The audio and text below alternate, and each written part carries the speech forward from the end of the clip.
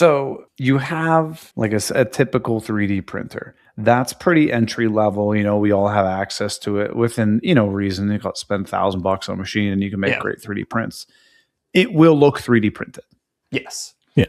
The resin 3D printing, you can do it at home, but at scale, it's going to be a mess. Yeah, it would suck. Right? Yeah. So you're saying like farm this off to like a PCB way or like any of those services, and like what do you think they would charge you? Well, the thing is, their price goes down the more you order.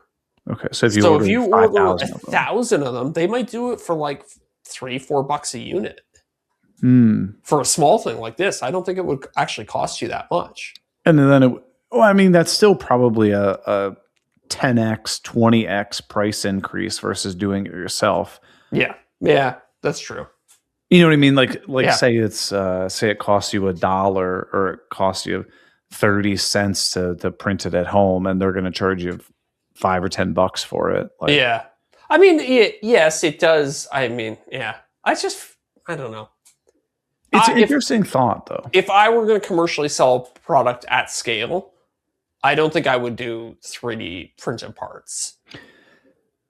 Have you guys heard of the terminology MVP? Most valuable player? No. Oh, minimum viable product. Yes. Yes, 100%. So what if like V1 is a 3D printed, and then you take information for sure.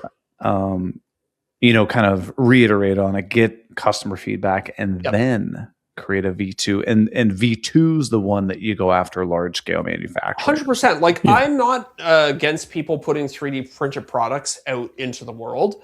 Like I think it's fine. Like it'll work. I'm sure it'll last a lifetime. It'll be good. But I think get your MVP out there.